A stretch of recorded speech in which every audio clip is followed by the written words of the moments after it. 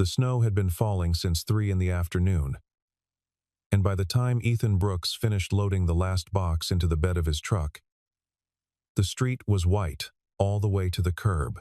He stood for a moment in the cold, barehanded, breath rising in slow clouds under the amber of the streetlight, looking up at the window of the apartment he could no longer afford.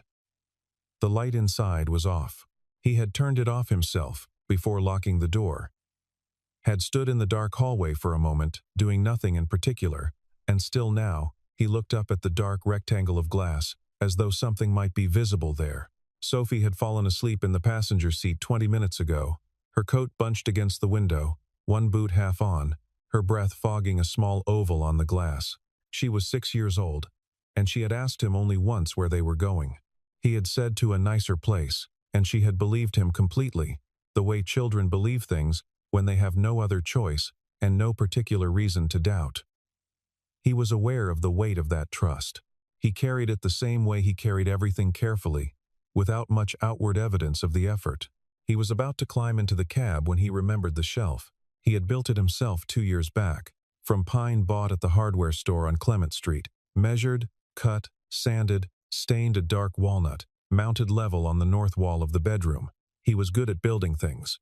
He had forgotten it when he packed, which said something about the state he had been in for the past several months, the way exhaustion erodes the peripheral awareness first, the things at the edges of what you meant to do. He went back inside.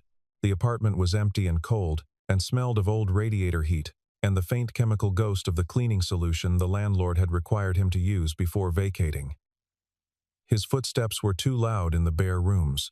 He crossed to the bedroom, ran his hand behind the shelf before pulling it free of the brackets, an old habit, checking for gaps before committing to a removal, and that was when he felt it.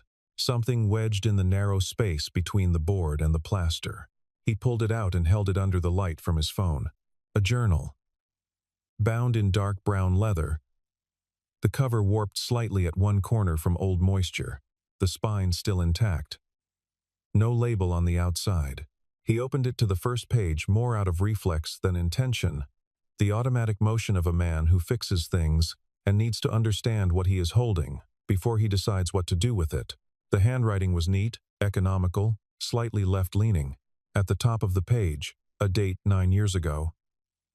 And beneath it, in the same careful hand, a name, Victoria Hale. Ethan stood very still in the dark apartment, with snow ticking against the window glass, and his daughter asleep in his truck outside. He knew that name. He had sat across a conference room desk from the woman who owned it for exactly 14 minutes before she had looked up from his resume, set it down with the same deliberate care one uses to set down something of no particular value, and told him the position had already been filled. He had thanked her, he wasn't sure why, exactly. Some reflex of professional courtesy, and walked back through the impeccable lobby and into the January cold.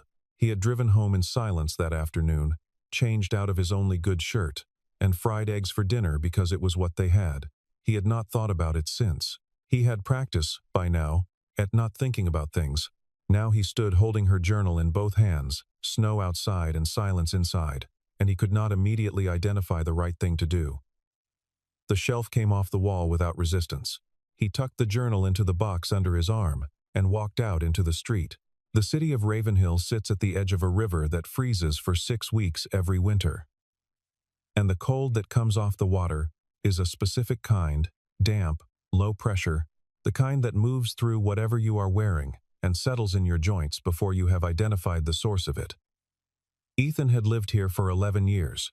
He had come for a job in building systems maintenance, stayed for a woman named Claire who left when Sophie was 2, and remained after that because leaving requires energy. And for a long time he had none to spare. He knew the city the way people know places they have worked in rather than merely lived in.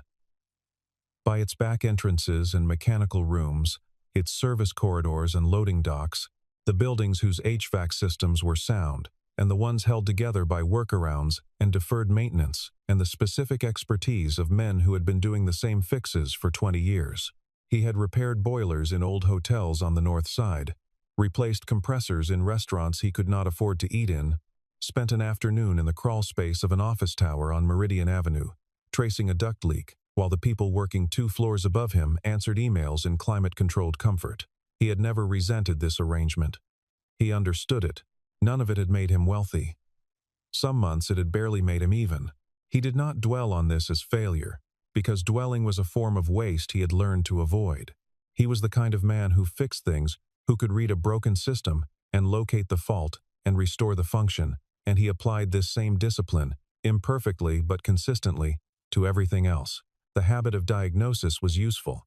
The habit of accepting what the diagnosis revealed, even when what it revealed was not what he had hoped, was harder and slower to develop, and he was not certain he had finished developing it.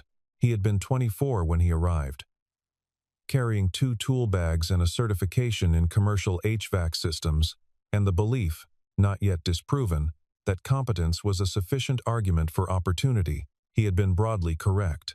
Competence kept him employed through the years when construction slowed and companies cut their maintenance contracts and the margins on his kind of work got thinner.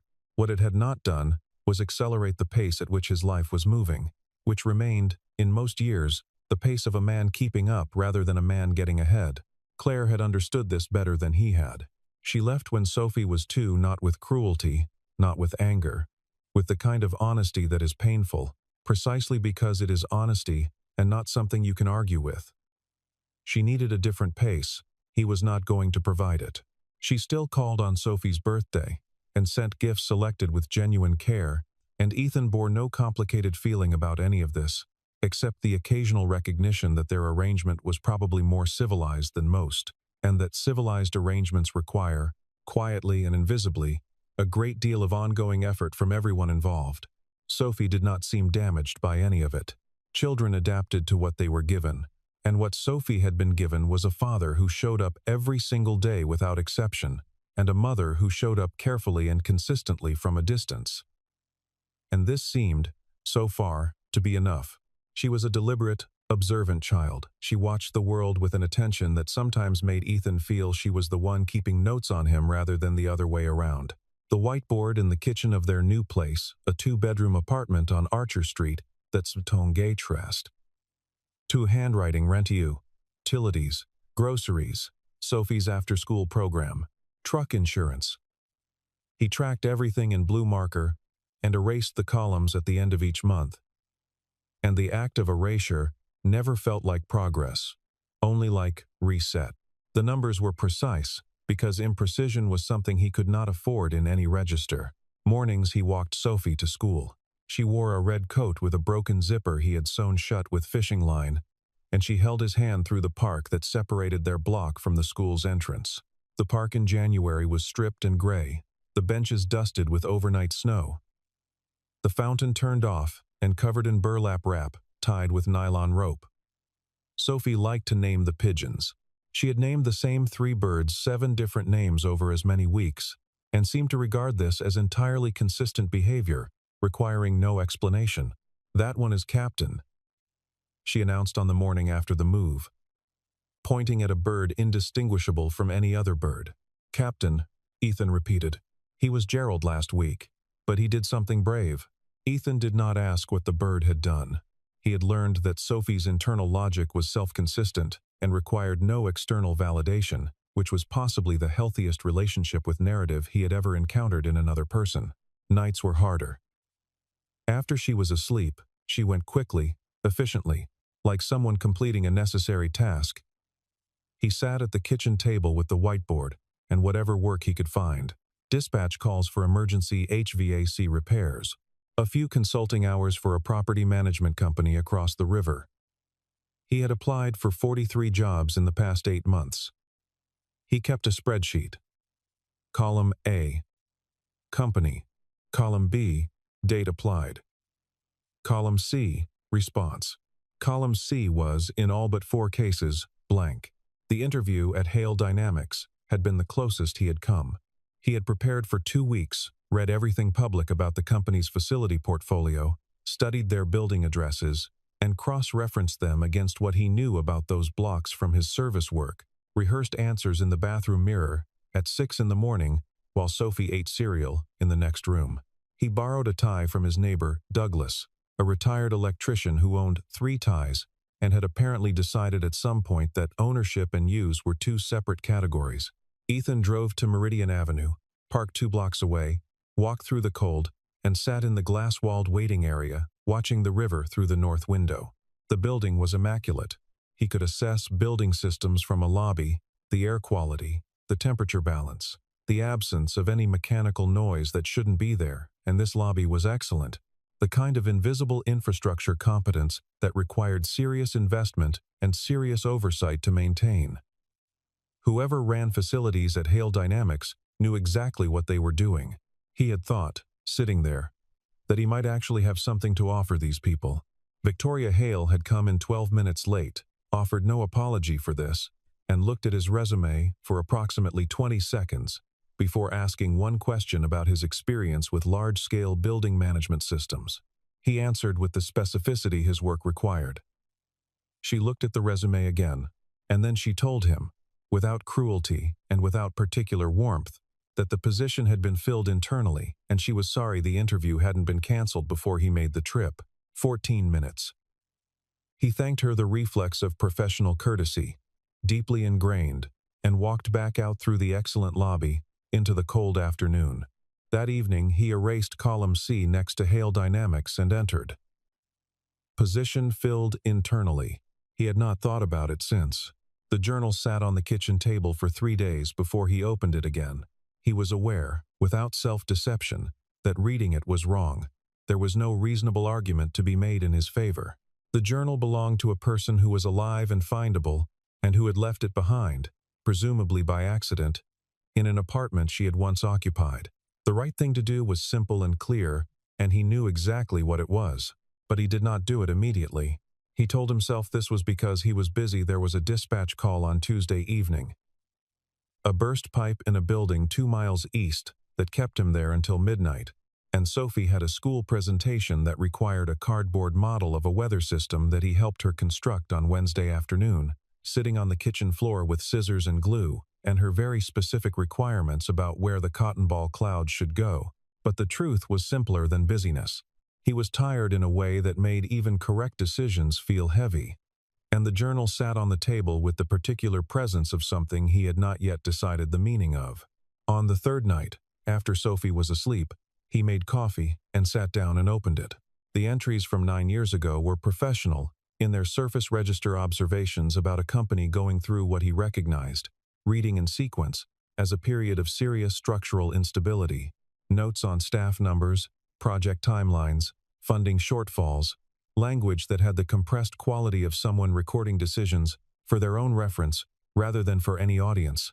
The handwriting was consistent throughout, tight, controlled, with certain words underlined with a pressure that scored the page slightly, as though the act of writing them required some additional physical emphasis to make them stay. Between the professional entries, slipped in without preamble or transition, were other things entirely. A paragraph about walking by the river in February when she needed to think, the particular color of the ice at its edges, where the current ran underneath, a description of light through a specific window, at a specific hour of the morning, the way it fell across the desk, the quality of it in winter, a sentence, near the bottom of one entry, written smaller than the surrounding text. I wonder sometimes if the people in this building know that someone is working very hard to keep them here. He read that line twice. Then he read it a third time.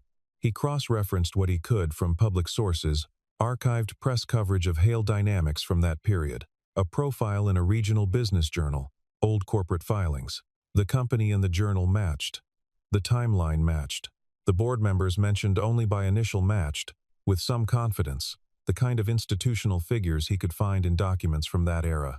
He read carefully, the way he read technical specifications, looking for what the document was actually saying beneath what it appeared to be saying. He read for 2 hours. At the end of that time, he sat back in his chair and looked at the ceiling for a while, and then looked at the window, where the snow had started again and was falling silently against the glass.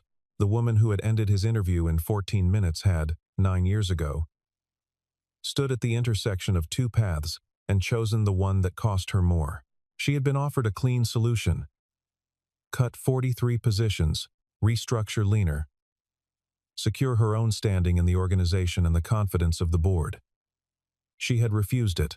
The journal documented, in her own hand, the alternative she built instead, a financing arrangement that carried significant risk of failure, a longer and more uncertain recovery timeline, and the daily awareness that if it collapsed, she would have cost the company far more than the positions she was trying to save. Near the end of the section, a short entry. Q1 projections held.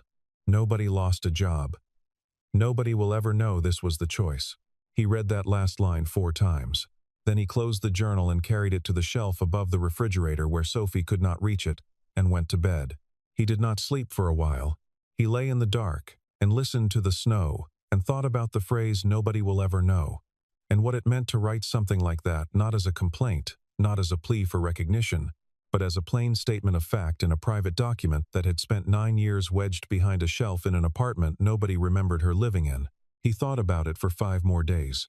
The honest accounting of his options was not complicated. He could mail the journal to Hale Dynamics with a brief professional note and no elaboration. He could call the company and explain what he had found. He could do nothing and let the journal sit above his refrigerator for however long it took him to work up the resolve to do one of the other 2 things, which was a third option and probably the least defensible. What he did not let himself consider, not seriously, was whether there was anything in the journal that could help him. He was alert to his own motivations in the way that people who have needed things for a long time learn to be watching for the point at which genuine feeling curdles into something self-serving, watching for the moment when a reasonable impulse becomes a rationalization for an unreasonable one. He had been watching for that point his whole adult life. He had not always caught it in time. He tried to catch it in time. Douglas knocked on his door on a Thursday evening, ostensibly to return a level he had borrowed 2 weeks earlier, but mainly, Ethan suspected, because Douglas was 63 years old and lived alone and liked to talk. He accepted the coffee Ethan offered, sat at the kitchen table, and told a story about a building inspector he had known years back who had found a cache of letters inside a wall during a renovation correspondence from the 1940s, apparently significant, addressed to someone he could not identify. The inspector had spent 4 years trying to find the right recipient. Did he find them? Ethan asked. Found one. 2 others were dead by then. The third one didn't want the letters and seemed annoyed to be asked. Douglas drank his coffee. He kept the box in his garage for 18 years after that. Couldn't throw it away. Couldn't find anywhere for it to go. What happened to it eventually? His wife gave it to a historical society after he passed. They were apparently very pleased. Douglas paused and looked at his cup. I'm not sure there's a clear moral there. There might not be, Ethan said. After Douglas left, he sat at the table for another 20 minutes. Sophie had drawn something before dinner, a house with an enormous sun. 2 stick figures of unequal height in the foreground, the taller one holding what appeared to be a wrench. He looked at the drawing for a while. He was not naive about what the journal represented in practical terms. In the wrong hands, in the hands of someone who wanted leverage, or a story, or a way into a conversation they had not been invited to, it was a thing with uses. He knew the dynamics of institutional power well enough. Had observed them in enough buildings where he serviced the infrastructure, while the people above him made decisions, to understand that people with authority did not enjoy having their history held by strangers. The potential for discomfort was real. So was the potential for something worse than discomfort. But he was not interested in leverage.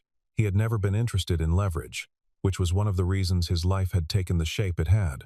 He was interested in being the kind of man that his daughter, when she was old enough to be looking for that quality in people, would recognize without hesitation. He would go to the building on Meridian. He would ask to leave something for Victoria Hale. He would leave it, with no note and no agenda, and no expectation of anything in return. Then, he would walk out through that excellent lobby and go back to his life. That was the plan. It did not quite survive its first contact with what actually happened. He went on a Friday morning. After the school drop-off, he wore a clean jacket and his better boots, not the borrowed tie, not the interview clothes, and he told himself this was simply because he was coming directly from the school run, rather than because presentation was itself a form of argument. He knew it was both. He had the self-awareness to know it was both without letting that knowledge stop him. The lobby of Hale Dynamics was exactly as he remembered it. The measured air quality, the silence of systems operating precisely, the particular quality of a well-managed building that communicates competence before you have identified anything specific. A young man at the reception desk asked if he had an appointment. "No," Ethan said. "I have something that belongs to Miss Hale. I'd like to leave it for her. I can take that for you. I'd prefer to give it to someone who can confirm it reaches her directly, her assistant, or whoever handles that." The receptionist studied him for a moment with the careful expression of someone performing a risk assessment with incomplete information. Then he picked up the phone. Ethan stood in the lobby and looked at the air intake grills near the ceiling. The ductwork was newer than the building suggested, retrofitted, probably within the past 6 or 7 years, the seams cleaner than the original system would have produced. Someone had invested seriously in this. He was calculating the approximate scope of the project when he heard footsteps behind him. "Mr. Brooks." He turned. Victoria Hale was standing 6 feet away, in a gray jacket, with the same expression of contained evaluation he remembered from the conference room, not unfriendly, not warm, simply present and assessing. "You have something for me?" "Yes." He took the journal from inside his jacket and held it out. "I found it in the apartment I was moving out of, on Carver Street. I looked up the address on one of the early pages. I think it was your previous address. From about 9 years ago." She looked at the journal without reaching for it. That restraint was its own kind of information. She was not performing composure. She simply had it. "You read it," she said. "Not an accusation, a logical inference. Some of it. Enough to be certain it was yours." A pause. Outside, pigeons moved on the cornice above the entrance. He could hear them faintly through the glass. "And then you came here. I thought about mailing it. I wasn't confident it would reach you personally." He paused. "And I wanted to tell you directly, I'm not going to do anything with what I read. I'm not interested in what I could theoretically do with it. I found something that belonged to you, and I'm returning it. That's all this is." Victoria Hale took the journal from his hand. She turned it over once, ran her thumb along the warped corner of the cover, and held it against her side. Then she looked at him for a moment, in a way that was different from the conference room, more direct, as though she was seeing something she had not expected to find in that particular location. "I'll have my assistant validate your parking," she said. "I took the bus." A brief pause. Something moved across her expression, not quite amusement. Something quieter than that. "Then I'd like to offer you coffee," she said, in the flat indicative she apparently used for everything. "My office. 10 minutes." Her office was on the 14th floor, at the corner where the building turned to face both the river and the main avenue. The windows were new, he could tell from the quality of the thermal seal. The way the cold outside was completely absent from the air inside. Good installation. He noticed this the way he noticed all building systems, the automatic professional appraisal that happened before the conscious mind caught up with it. She poured coffee from a carafe and set a cup in front of him without asking how he took it. Black. He accepted this as either indifference or efficiency, and chose efficiency, because efficiency was more consistent with everything else he had observed about her. The journal was on the desk between them. Her hands were flat on either side of it. She looked at it the way a person looks at something they had made a decision to stop thinking about. "And the decision is now complicated. Which parts did you read?" "The first 40 pages or so. Up through the end of February of that year. I stopped when I was certain it was yours." "The first 40 pages." She said this without inflection. Neither accusation nor forgiveness. "Then you read the section about the board decision." "Yes." A silence.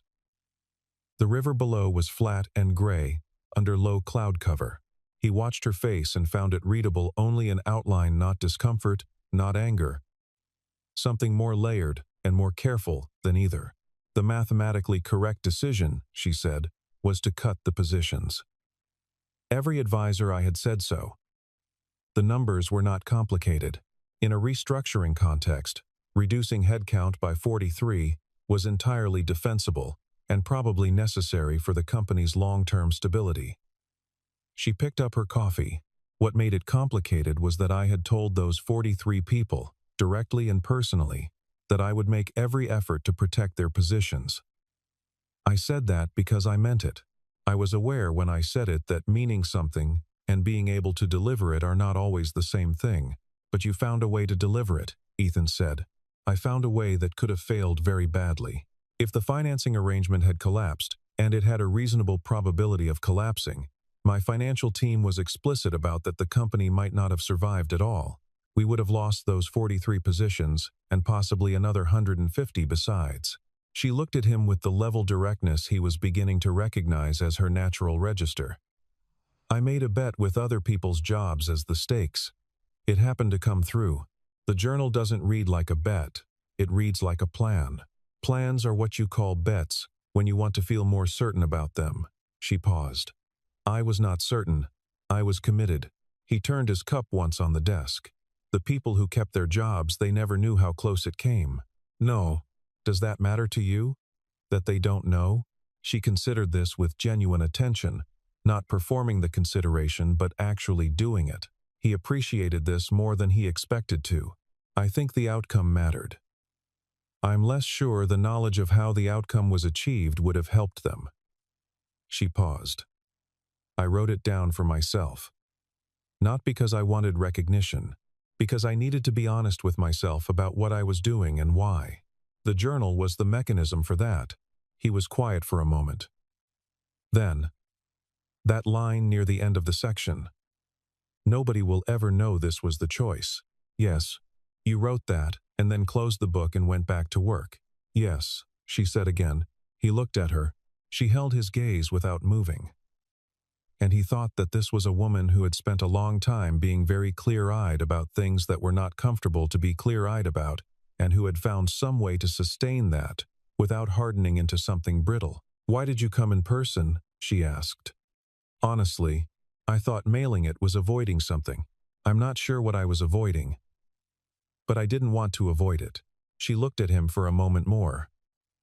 Then, you were laid off from your previous position. Yes. What are you doing now? He told her. He was specific. The dispatch work, the consulting contract, the scope and nature of the jobs he had been picking up. He described a compressor replacement on Clement Street, where he had respecified the unit against the owner's preferences because the energy calculation didn't support the like-for-like replacement. He described the 40 minutes it took to persuade the owner, and the method he had used. She listened completely. At the end, she made one note on the pad in front of her. We have an opening, she said. Director of Facilities Operations. It's senior, the full portfolio. 11 properties. Capital planning and day-to-day, both. I'd like you to come in for a proper conversation about it. This wasn't that conversation, because I showed up unannounced. Because I have 3 meetings before noon. She stood, which was apparently how the meeting ended. My assistant will reach out to schedule. Does that work? Yes. She walked him to the door with the efficient courtesy of someone who has made a decision and is already thinking past it. At the threshold, she paused. For what it's worth, the interview in November. The position was filled internally, which was accurate. But I moved through the conversation too quickly. That was not a fair reflection of your file. He looked at her. She held his gaze without flinching. Thank you, he said. He took the stairs down 14 floors. He needed the time. The call from Victoria's assistant came Monday. The formal interview was set for Thursday. On Wednesday morning, Ethan opened his laptop while Sophie finished her cereal and found 3 notifications from a business newsfeed he used to monitor commercial property activity. Hail Dynamics was in the headlines. He read quickly, the way he read technical documents with potential consequences, looking for the shape of the problem before the specifics.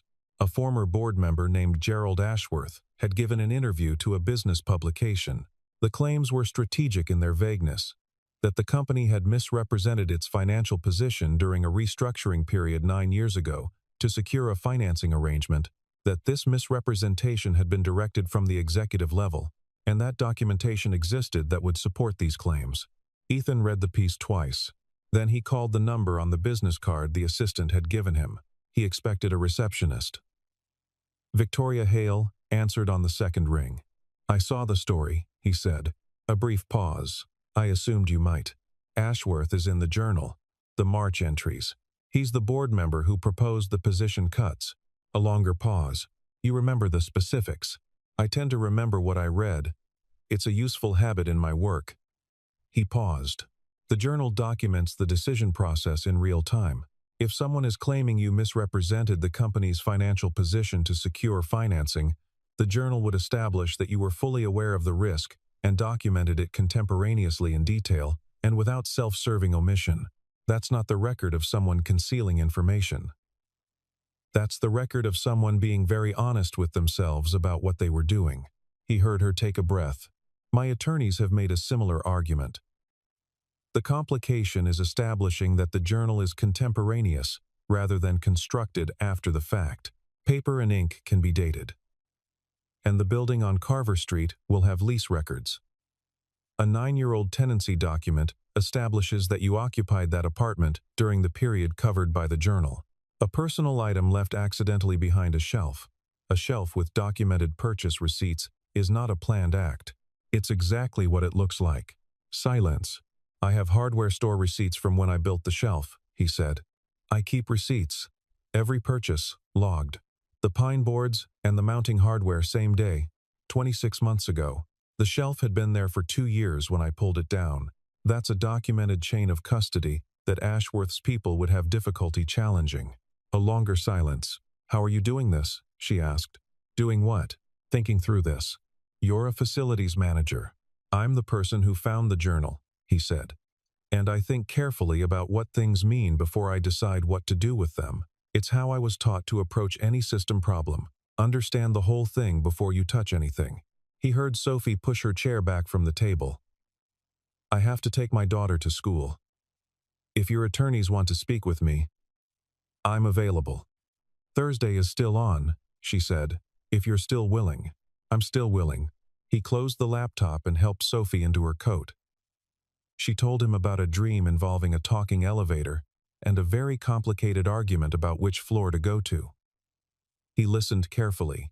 The dream had, in her telling, a clear internal logic that rewarded attention.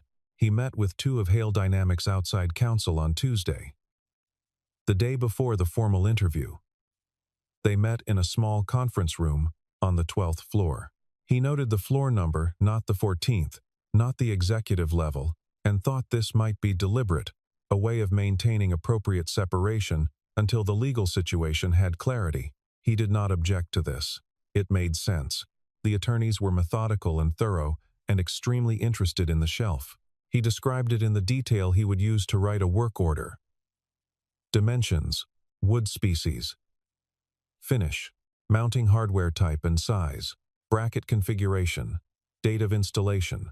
He had the hardware store receipt on his phone. He photographed receipts and filed them in a folder organized by month and year. A habit born of financial necessity that had, in this particular instance, become something more useful than he had anticipated. The receipt for the pine boards was dated 26 months ago. The receipt for the mounting hardware matched the same date, and the journal was behind the shelf when you removed it, the first attorney said, wedged between the board and the plaster. It would not have been visible or accessible without removing the shelf. I only removed the shelf because I had forgotten it when I packed. I was moving in the middle of a snowstorm, with a 6-year-old in the truck. I forgot the shelf. The attorney wrote something. He watched without being able to read it. The second attorney looked up from the document in front of him. "Mr. Brooks, did you have any prior relationship with Miss Hale or any employee of this company before the November interview?" "No prior relationship. I applied through the public listing. I had not been in this building before that day." "And the journal's contents, did you reproduce them in any form? Share them with any third party? Photograph any pages?" "No." He paused. "I thought carefully about what I had. I decided the right thing to do was to return it. That's what I did. The silence of people deciding whether they believe you." He had sat in enough such silences to recognize it not suspicious, not credulous, simply the professional work of assessment. "Thank you, Mr. Brooks," the first attorney said. "This is genuinely useful." Gerald Ashworth's interview. It emerged in the following week. Had rested entirely on his own recollection of events from 9 years ago. No contemporaneous documentation, no records beyond what his memory provided. The journal was submitted through counsel and authenticated through paper dating, and corroborated by building management records from the Carver Street address. The chain of custody was documented by hardware store receipts, a moving company log, and Ethan's own statement. The business publication issued a correction. Ashworth's attorneys went quiet. Ethan read about it in 3 paragraphs near the bottom of a news item. Sophie was drawing at the kitchen table beside him. He set the laptop aside and helped her choose between 2 shades of blue for the sky in her picture. She chose both. He thought this was probably correct. On Thursday, he wore the borrowed tie. He returned it to Douglas that evening with a bottle of whiskey purchased specifically for the purpose. And Douglas accepted both without comment, which was the appropriate response and, probably, Ethan thought, the highest form of grace available between men of their generation and temperament. The conversation on the 14th floor lasted 2 hours and 40 minutes. He tracked this in the back of his mind, the way he tracked everything. Automatically. The way you track a system you are responsible for. It was not an interview in the conventional sense. It moved more quickly than interviews moved, was more specific, looped back on itself when something required clarification, and spent large portions of its time on actual problems rather than on hypothetical scenarios about how he might approach problems. Victoria had 3 properties in the portfolio, with unresolved operational issues. They worked through them one at a time. He asked questions, she answered them with precision, and the collaboration had a quality he recognized from the best technical work he had done. The feeling of 2 people who think about the same kind of thing in compatible ways, each making the other's reasoning faster. On the second property, she said, the specialist we brought in called it unresolvable without a full system retrofit. The system is undersized for the current occupancy, Ethan said. That's accurate. But a full retrofit isn't the only path. You could stage it, replace the primary units in the highest occupancy zones first, and run them in parallel with the existing system through the transition. Costs more in year 1, less overall, and the building stays operational throughout. That's not what he recommended. He recommended the simplest implementation path. He paused, aware of the line he was walking. I don't know his reasoning. He may have had factors I'm not seeing. She made a note. He didn't. They moved through the third problem. Partway through his analysis, he noticed that she had stopped looking at her notes and was simply looking at him, following the thread of what he was working out the way you follow the logic of something resolving toward an answer you hadn't expected but find credible. At the end, she said, Director of Facilities Operations. 11 properties, 8-person team, Capital Planning Authority, full operational scope. More senior than the November role. I know. I read the job description when I arrived. And I can do it. He said this simply, without performance or qualification. It was the most direct claim he had made in a long time, and it felt, when he said it, exactly accurate, not optimistic, not self-promotional, simply true. I believe you, she said. He had not expected her to say this. He was not sure, precisely, what he had expected, but not stated directly, without hedging or the professional distance of we'll be in touch. The offer will come through HR. Standard process, a few days. She stood. He stood. They shook hands across the desk, the river below them, and the white city beyond it, and the handshake was brief and level and unambiguous, the kind between people who have established what they think of each other and are only confirming it formally. The job started on the 1st of March. He wore the work boots, not the tie. His team was 8 people. He met each of them in the first week, one at a time. In conversations that he kept specific and brief, he asked about the problems they were carrying, the things that hadn't been resolved under the interim coverage, the decisions they had been waiting for someone with authority to make. He listened without performing sympathy or manufacturing urgency. He made notes and followed up on every item within the week. One member of the team, a building systems technician named Ray, 26 years old, who had applied for the director role himself and not received it, watched Ethan's first week with the contained wariness of someone deciding whether to be hostile or merely reserved. Ethan addressed this directly on Wednesday of the second week. "You applied for this job," he said. Ray looked at him with professional flatness. "Yes, you were right to. You know this portfolio better than I do yet, and you have technical knowledge that will take me time to match." He paused. "I'm going to be direct with you because I find it saves time. I need someone who understands these systems from the inside." "That's you. What I'm offering is operational lead on the day-to-day. You know what that means in practice better than I can define it right now. And I mean this genuinely. Your job is to push back on me when I'm wrong. I need to be corrected before decisions are made, not after." Ray considered this for a moment with the expression of someone applying a rigorous standard. "What does operational lead mean for comp?" he asked. "I'm working on that," Ethan said. "I have a budget conversation with Victoria next week, and that's on the list." "Okay," Ray said. And they went back to work. The whiteboard in Ethan's kitchen changed. Rent remained. Utilities remained. Groceries remained at a slightly more generous number. Sophie's after-school program remained. And beside it, in the same blue marker, he added the name of the art room teacher, Mrs. Holt, because Sophie talked about her enough that the name had become infrastructure of their household in the way that anything mentioned daily eventually does. A new column appeared on the right side of the board in April. He wrote the word savings at the top, small and deliberate.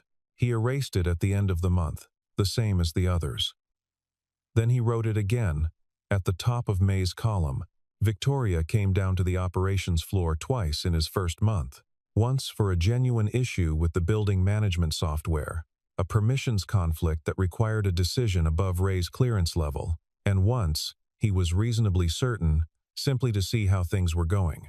She said nothing beyond what was necessary on either visit. He had come to understand, a strong preference for letting outcomes establish themselves rather than commenting on them prematurely. He had the same preference. It made the working relationship efficient. They ate lunch in the building cafeteria on the last Friday of March accidentally. In the sense that they arrived at the same time, and the room was full except for one table. They sat across from each other with their trays and talked through the staging plan for the HVAC retrofit, which was in its second phase and on schedule. Which was the natural subject they had in common, and which was, at that moment, enough. Near the end of lunch she asked, in the same flat indicative she used for everything, how Sophie was adjusting. "She named a pigeon," Ethan said. Victoria looked at him with an expression that moved, at its outer edge, toward something like amusement. Not performed, just present. A pigeon. Several times. Different names. She considers it a continuous relationship with the same individual. "That seems reasonable," Victoria said, and stood to take her tray. He watched her cross the cafeteria and thought about the journal entry. "I wonder sometimes if the people in this building know that someone is working very hard to keep them here, and thought that some things sustained themselves without recognition, not because they were indifferent to being known, but because the work itself was the point." He had always understood this. He had not always had the circumstances to act on it. He thought he did now. The thaw came late that year. The way it always did in Ravenhill, reluctantly. In stages, the river going from solid ice to gray water with visible current in the span of 2 slow weeks in April. The park on Archer Street kept its snow longer than anywhere else in the neighborhood, sheltered on 3 sides by the surrounding buildings, and the fountain stayed wrapped in its burlap covering until the temperature held above freezing for 5 consecutive days. On the Saturday, it was finally unwrapped. Ethan and Sophie walked through the park on their way to the hardware store, where he was buying materials for a new shelf. Maple this time, not pine. Better hardware. He had measured the wall carefully the previous evening, while Sophie told him about a documentary she had seen at school about migratory birds, which she was connecting. in ways that had their own internal logic to the situation with Captain. Sophie stopped at the fountain. The basin was clean and dry, the mechanism visible where the burlap had been removed, not yet running. Waiting for the official turn-on that the Parks Department scheduled each year for the second week of May. "Is the water coming back?" she asked. "In a few weeks, once everything is ready." She studied the fountain for a moment, with the assessing expression she used for things she was deciding how to feel about. "The pigeons will be glad," she said. "Probably." She took his hand, and they walked on through the park, which was mostly brown at the ground level but carrying, at the edges of things at the base of the trees, along the fence line near the entrance, the faint suggestion of something returning. Not visible yet, not quite, but present in the quality of the light, which was different from February's light, in a way that was real but difficult to describe. You had to be paying attention to notice it. He was paying attention. He thought about systems, about building systems, specifically, which were the thing he understood best. The visible surface and the working interior were always different things. The most important work happened where you could not see it, in the ducts behind the walls, in the pipes beneath the floors, in the decisions made in private that held the whole structure together. You maintained those systems. You paid attention to them. You made good decisions about them when it mattered, regardless of whether anyone was watching. Especially regardless of whether anyone was watching. He thought about a journal entry written 9 years ago by a woman in an apartment on Carver Street. At a desk near a window with a particular quality of winter light. "I wonder sometimes if the people in this building know that someone is working very hard to keep them here." He thought that this was, in the end, the cleanest summary he had encountered of what it meant to do the work without needing the credit for it. He did not know yet what was going to happen, in any of the dimensions of his life where things were still forming. That was not a comfortable position, and he did not pretend it was. But it was better than it had been. The column on the whiteboard existed now. The shelf in his kitchen was sturdier than the last one. Sophie had a teacher who told her the clouds were very good. He had a job he was capable of, and a team he was beginning to understand, and a conversation, taken a floor at a time, that was still in its early stages. These were not small things. "Can we get a bird feeder?" Sophie asked. As they came through the park entrance, onto the street. "Where would we put it?" "The kitchen window." "Captain would come." "Captain might come," he said. She accepted this with the equanimity of someone who has learned that possibility is the right category for most things. And that possibility is considerably better than nothing, which is what you have before you have it. They walked out into the pale April light, her hand in his, the hardware store 2 blocks ahead, the new shelf already measured and planned.